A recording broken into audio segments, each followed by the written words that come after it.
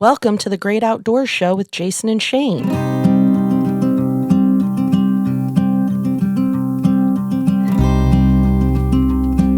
Welcome to the Great Outdoors Show. I'm Jason Kupsik, and this here's Shane Coffee. And this week, we're going to talk about what we did in the great outdoors this week. We're each going to have a piece of equipment we're going to talk about, and then we're going to get into a personal horror story that we had in the great outdoors. Nice.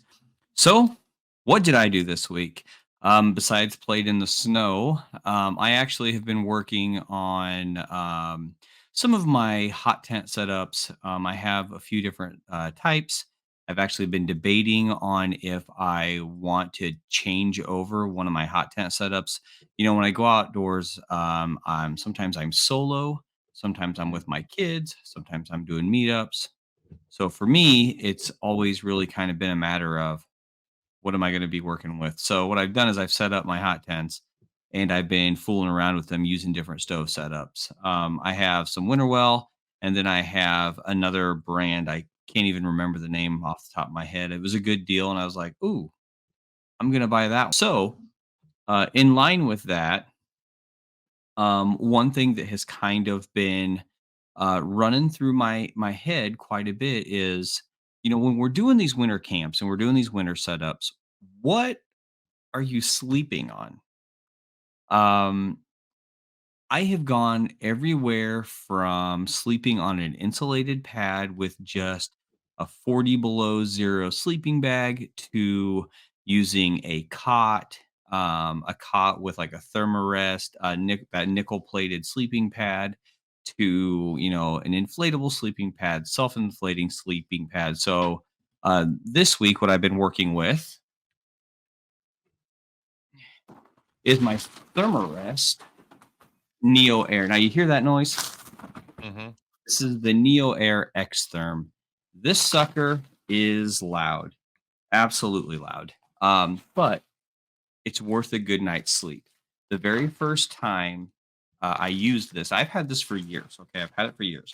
But the very first time I used this, um, I tested it hardcore. So I took it out um, and laid it right on the ice, and I slept in a non-issue Korean War sleeping bag. Just that was it. No shelter, no tarp. That was it, and it performed well. I stayed warm all night long. Nowadays, with hot tent camping and stuff like that, for me, sitting up in the shelter is really important, especially if the weather's not really agreeable with you. Mhm. Sitting up and being able to be comfortable instead of just like sitting down on the ground and laying back, that's not good on your back in time. So what I use a cot. I have two cots that I've been working with. One is an old 1980s Coleman aluminum cot. You've seen those Okay. ones, Yeah. Jason. I have. They're great. I've been using that one, and the other one is just an Ozark Trail cot. You just pop the legs down, fold it, open it up. It's great. I really been living into the Coleman ones lately, but yeah, that's what I've been doing. I've been doing more and more research on sleeping pads, on cot setup, sleep systems, mainly because as we get older, our Mhm. bodies just sometimes don't like laying in the ground. Sometimes I'm Yeah. hammock camping, and then there's other options like that. But the biggest thing for me is I've been really trying to dial in a sleep system where if I'm using a specific type of sleeping pad, then I can carry that between all of my setups. Like if I'm using the Sturmarest like I do now, that's a good to go one that'll go into my hammock if need be, if it's colder weather. Because I have an underquilt, but it's not like set for these like -19, -20 degrees Fahrenheit Yeah. temperatures. So this is the Thermarest Neo Air X Therm. Super warm. I love it. I've had this one for probably 6, 7 years, and I actually melted the end of it once in the hot tent. I didn't have it on a cot setup. I had it on the Mhm. ground, and I was moving around inside. And one of them things, I just like moved my my leg or my butt just right, and I like shot it out from underneath me. Okay. And Yeah. bink, pegged. the stove. And as soon as it did, it melted the corner perfectly. Um, so it was out of commission for about 2 weeks, and I stumbled upon a YouTube video. And you know how you repair them? With an iron. Oh So yeah. I took scissors and I just cut the end off where it was cut. I mean, I think I cut maybe this much off the end of it. And then I put it on the ironing board and I ironed it out. Nice. Golden. So that's what I've been into in the outdoors. I've got a couple acres, so I actually have my hot tent set up at my creek here on my property.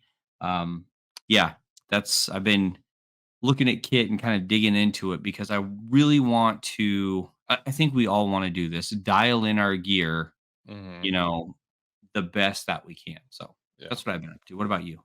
Okay, so yeah, I made this video. It's a couple minutes long. It's what I did in the outdoors this week. So I'm out here by the Kansas River today. I'm gonna make some lunch and make some tea and try to enjoy the sun. It's about 8 degrees out here, but with everything I got on and the sun being out, it doesn't feel very cold. There's not much of a wind.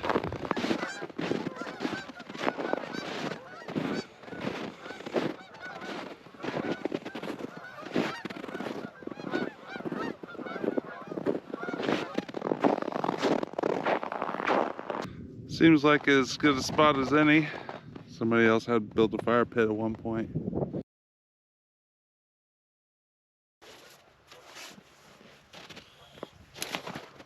Look at that pad.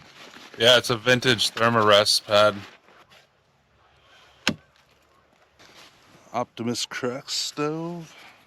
That's going to be my equipment of the week. Crux for at least 10 years. Still going strong.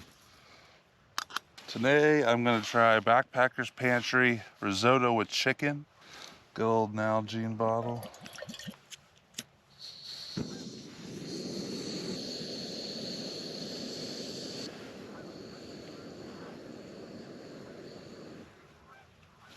Oh.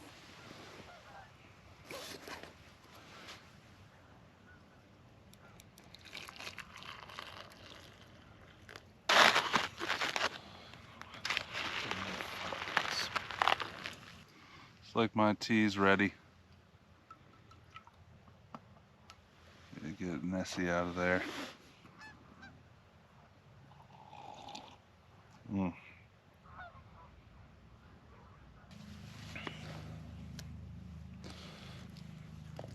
Looks pretty tasty.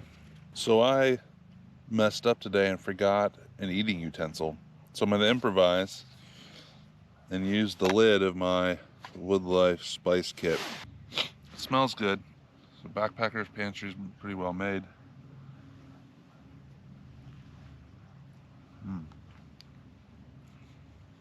That's pretty good.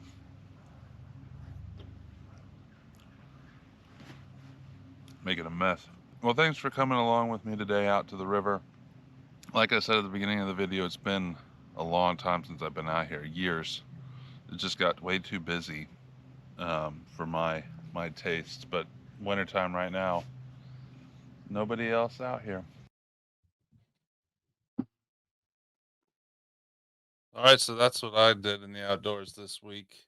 That's an absolute wonderful, wonderful little burner that you have there. That Optimus Crux. Yeah. I have one as well, and I'm a fan. What 10 years, man? That's right. It has been, hasn't it? Yep. That's my equipment of the week actually as well. So I might as well run it together. This stove, I've had it for at least 10 years that I could think of. It works just as well today as it did when I got it. Still all the connections are all still solid. I actually thought I lost this at one point. I had this was a couple months ago. My wife had took a couple tubs up to Goodwill and donated them. And that time this disappeared. So I thought I accidentally had dropped this in the tubs to be donated, but I found it in a bag, put away with some other stuff because I had taken it to lunch for work one day and found it like 3 weeks after that. I'd actually ordered another one and everything, but I still have the original. I sent the other one I ordered back. I've done that. I've donated gear. I donated a a whole Trangia kit once on Oh, complete accident. Yes. Yeah, that was a complete failure. Complete failure. So that Optimus Crux that you have, yeah. is that the case like mine that clips onto the actual isobutane bottle? The case, the outside piece, Hmm. I do believe it.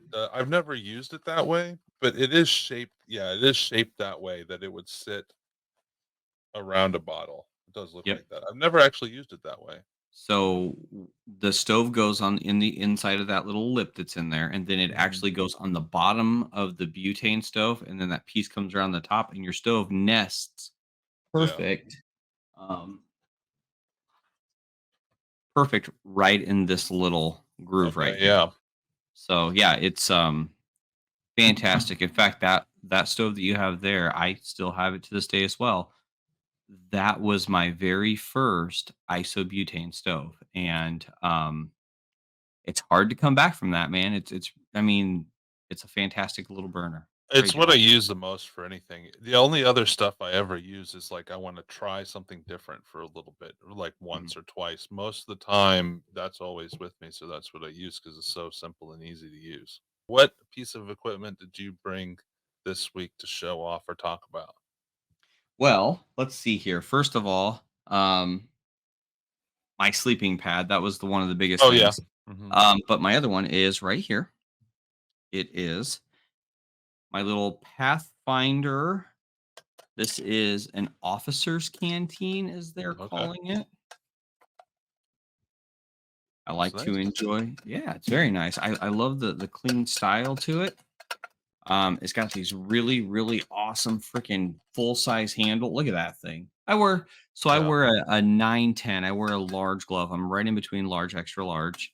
I'm a size 10 ring. So that cool. That Yeah. now it looks really clean. I Let me have ask you real quick before you get into it. When it has the strap on there, does that cut down the rattling? 100%. Okay, because the rattling Yeah. would probably get to me. So you're right. Totally agree. Now they actually got with Badger Leathercraft, I believe. Dave Canterbury did, and they actually make a really nice X like pattern with like a bronze brass button leather, really great looking. Friend of mine has it. I just don't want to get it because I can't have the same thing that he has. It can be the same but Sure. different, but Yeah. you know how it is. So ideally, this is what you would use. Probably is a little bit larger of a flask. Um, the only downfall about it is this noise. But if you put this guy right here that comes with it, you put this on it.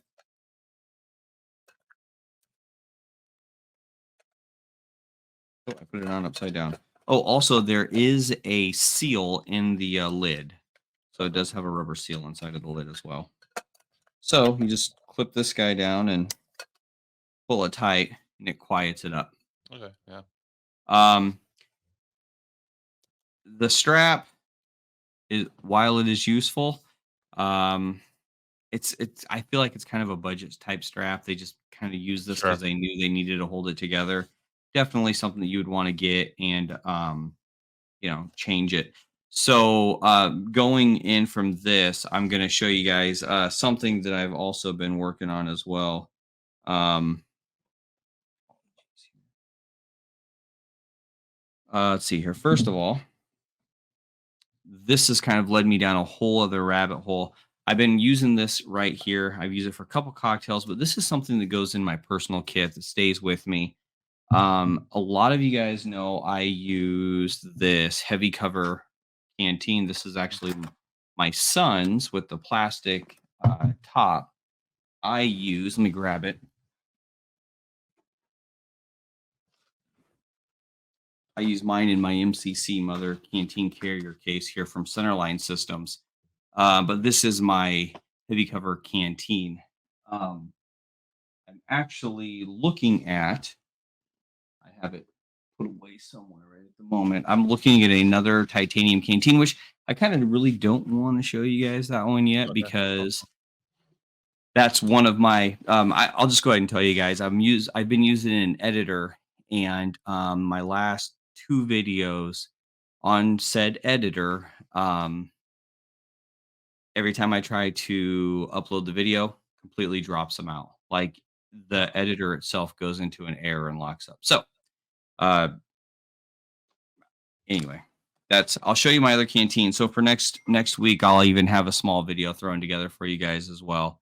So, there's that. yeah. What is one of your personal outdoor horror stories? Something that was a failure or whatever that you consider a horror story that you had. Well, um, I have two really short ones, Okay. and before I go, I'm going to take a drink because I don't know if you're doing your cocktail, but I'm doing I a didn't have glass. one today because I was I'm doing running a mug around. of whiskey. Mug of Nice. whiskey. That's how we're rolling today. This is cinnamon. This is Jack Fire. So Tennessee Fire. Yeah, I have family stuff to go do, so I didn't want to get too much to drink today. But Me too, but that's what we yeah. do. um anyway, so I'm going to start off with one is when we are getting into the outdoors, we get really excited. Like somebody finding the outdoor community and like rediscovering camping all over again. It just pulls at your heartstrings and it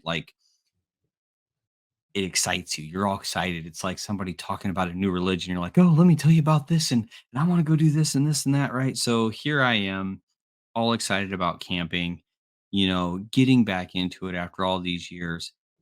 And my buddy Steve and I, we decided to go backpacking, Deerfield Loop in South Dakota. Okay. We go backpacking, and don't ask me why, because Lord knows this absolutely does not happen now, but we were going to be gone for 6 days. So when we were going to be gone for 6 days, we each grabbed 6 pairs of socks, 6 pair of underwear, 6 shirts, 6 pairs of pants, and then all of our camping gear. I had a 65-liter bag filled to the brim, rolled up tight, and then I had a food bag stuck to the outside of it. I Okay. had another pair of shoes tied to it for water crossing because I didn't know what to expect. That trail about killed us. And it was Right. like, it took us 2.5 days to do this trail. It definitely is not something that should have taken that time. All that weight, like we were exhausted throughout the entire hike, through the entire hike. Um, and it just really kind of plays into the fact of being unprepared. And I had all this different type of gear and water filters and all these fancy things that I wanted to try and do. I was just so excited. I wanted it all. And I realized that simplicity is a blessing. But not only that, my gosh, my body cannot take 65-liter bag filled to the top, busting at the seams. And this was a Walmart um backpack, so single stitched, literally busting out at the seams. Yeah. It held together well. No type of padding on the shoulders. Like we ended up sticking Oh, t-shirts in there, and we were like doing this, and there were some times where we were changing our load and like pulling some stuff out, putting it up on top, putting it on. It was ridiculous, absolutely ridiculous. And did I learn my lesson from there? Absolutely not. no. you know I um always bring way too much stuff. I have learned that the larger the bag, the more stuff I'm going to put in it. So normally I just use my Hidden Woodsman Day Ruck. It's a 30-liter bag. It's I think it's like 25 liters for the interior, and then the exterior pouches add the additional 5 liters, like 2.5 liters per side. They have like a little rocket style pouch on them. It's a great bag. Really, really kind of goes with everything that I like to do. Um, Less is more in time. So, did I learn my lesson from that? Hmm. No. And what I mean by that is, I mean, going in ill prepared. I had absolutely not learned I have now, but back in my 20s, I was just ready to go. Yeah. So, I'm 42 now, so I guess that's kind of ironic that I say that. But here's the other one. I took all of my boys. I have 4 sons. Um, to date, they are now, 14, 16, 22, and 25. I had taken them all camping, plus our oldest son's girlfriend and our oldest son's best friend, who at the time was living with us. So I take them all camping. We're going out. We are looking for a spot to camp. But in my mind, I just had this like perfect camp setup. I had to have certain qualities to it. So I was like, well, we have to go further away from home. So I throw them all in the car, and we're literally 2 hours away from home. And then we get to the spot, and we show up to camp, and there's no camping there available for the evening. So I'm like, great. We just drove 2 hours away from home, You and didn't there's no pre-book it? camping. No, I didn't know any better at that time. Okay. So, then I'm like, all right, well, you know what? We're just going to do a little bit more wilderness camping. So we go to this other spot. I get there, I pull in, I shut the lights off. It's dark at this point. Shut the lights off. And when I open up my car door, I have my approach lights light up. And there is a raccoon that like comes up and walks up to the middle of the trail that we're getting ready to walk down, stops and like looks at me, turns around and like walks the other way, like literally like an old man, like, you don't need to be here, dude. So I'm grabbing the stuff and I look at the kids in the car, and all the kids are like this. We're we're camping here. I'm like, yeah. And it was dark. There were no lights. They were like, we're not going. My son's girlfriend, she's like, I'm not getting out of the car and camping here. So I'm like, great. So did another full loop back. We're 20 minutes away from home by this time. So we've been driving for like 5 hours, right? 2 hours out. And then we came back. Still not done with this one. So we finally find the spot to camp, set up a tent, and it gets windy in the morning. But we set up the tent, and when I had the kids loading all the stuff in, teenagers, did not load the sleeping bags in Oh. or the sleeping pads. And I didn't know until I opened up the trunk and I had a tent and food. I'm like, how am I going to make this one work? Right. So we all ended up sleeping in this tent on the floor. And then a windstorm came up in the morning and broke the tent poles. So here we are, all sleeping on the ground, absolutely miserable. I didn't sleep at all. And the windstorm comes up and breaks the tent poles. I was like, I'm ridiculous. This is ridiculous. And I mean, obviously I have changed uh the way I do things now, and I'm a lot more prepared going into it. But these are lessons that you learn, and really kind of how you learn to camp around your area and be prepared for things that you weren't expecting, like a windstorm that came in, or double checking to make sure you have food, sleeping material, eating utensils. Yeah. Just certain things that we mistakenly do. Or if you're like me, which I know you are in the aspect, you have your kits in your bags with all your stuff in it already. So you grab your bag and you go. Well, the problem is if you pull that utensil out to wash it, it's not in your bag anymore. So if you didn't remember to put it back in there, you show up after a hike to eat food without utensils. Yeah. So, but yep, that's my horror story. I have some crazy, creepy things that have happened while we're camping, Yeah. but We'll do that for another time. on me, this is these both were 100% completely on me, and would have ruined my love for the outdoors if I wasn't so excited about being in the outdoors. Yeah. Mine was pretty bad. Um, I I that there was a possibility I might not have survived it if I didn't know what I was doing. So this was about 2 years ago, and I was on a family vacation in the Ozarks. We were in Branson actually, and I set up to have a day that I was going to go drive out and go for a hike. Just found a random trail, and stopped on the way and got breakfast at a gas station, and then got out there, and the road was rougher than I thought, and the trail wasn't as it was described.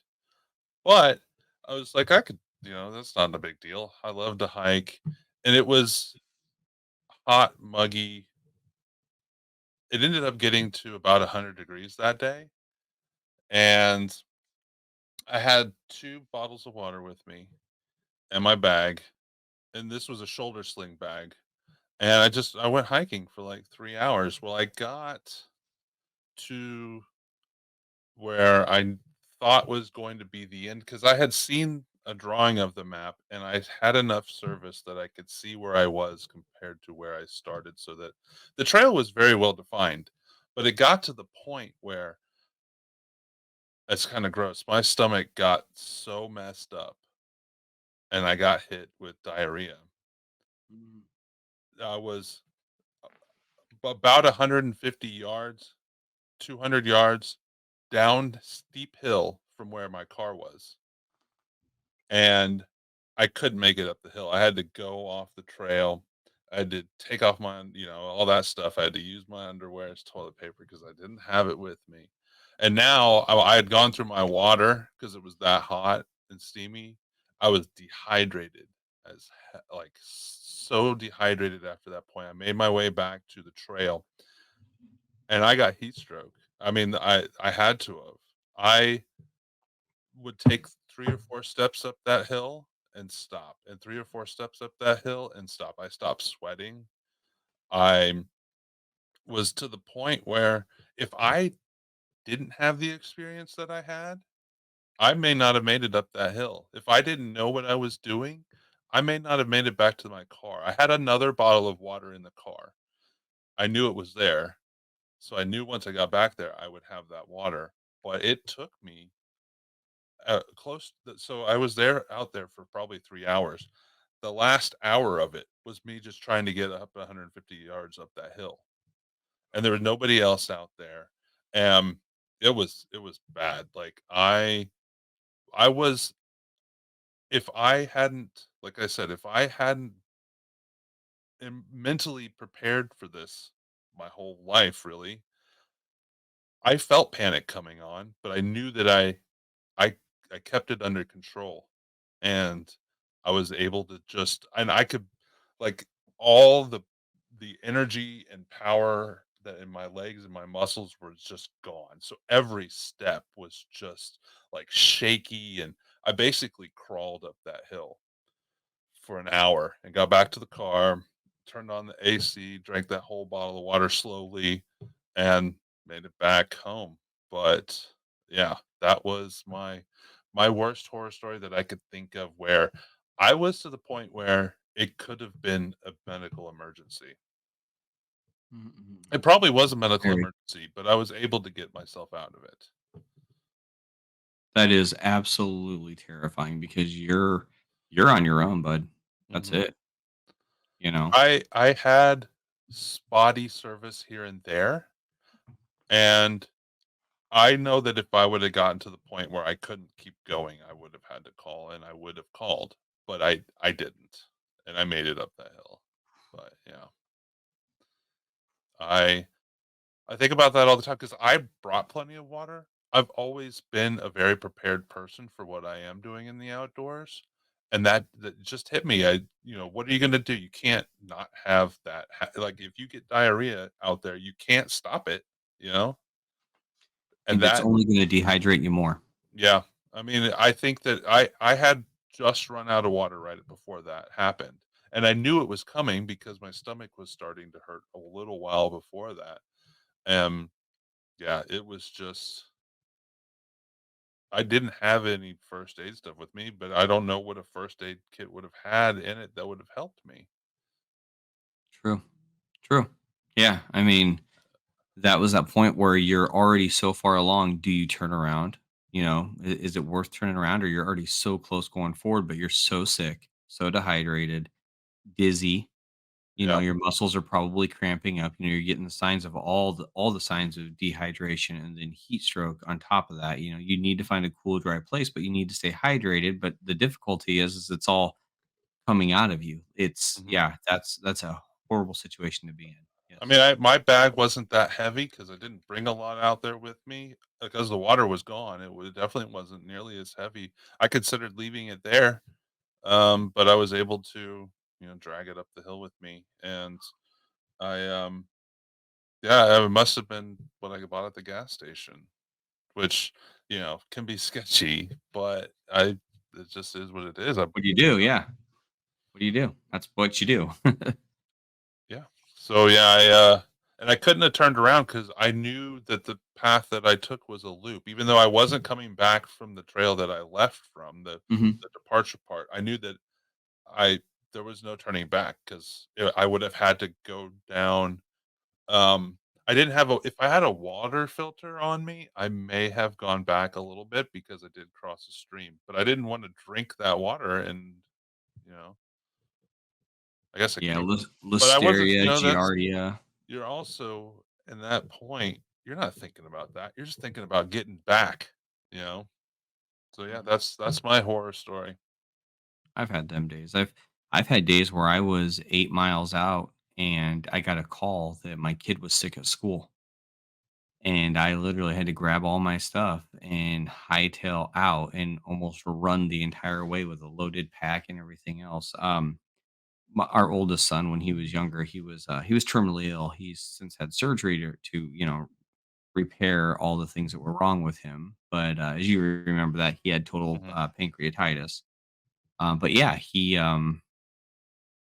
yeah, that those days are thankfully behind me. But when you were talking about walking, that's kind of where my mind went. Where you're just like, I got to get through this. I got to get out of there because there were times I was running back, to my car or whatever because I had planned on spending the day outside. That yeah, I was like triple timing it to get there, and only thing I could think of is I don't want to reach into my bag to grab my canteen. I don't want to, reach over to my side and get this. I just need to keep moving.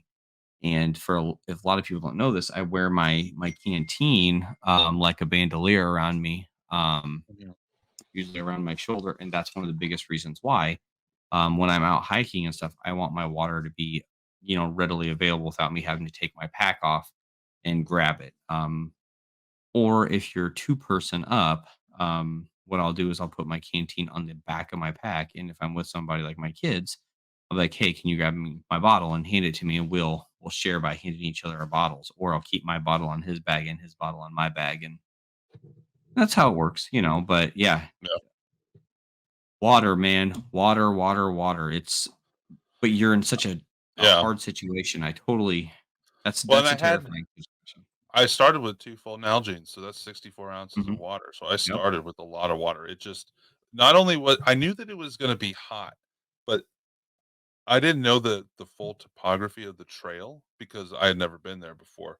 It was mostly down in valleys, almost in like jungle, like muggy conditions. There was no wind, so that I went through the water faster, a lot faster than I thought I would.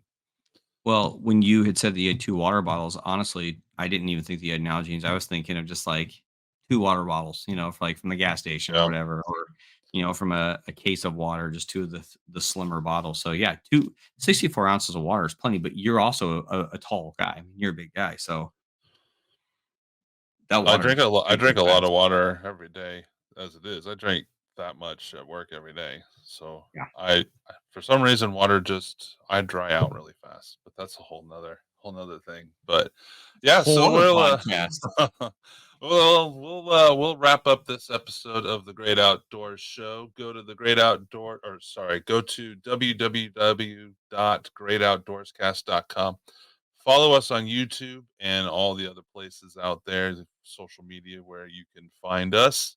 But full episodes will be on YouTube every week, every Monday night. And if you want to see the full video of me going out at the river, that'll be on my Woodlife channel sometime in the near future. I'm gonna be watching it. Yeah. Yeah. I like that stuff, you know that. Yeah. All right, guys. See you later. See you guys. Thanks for coming.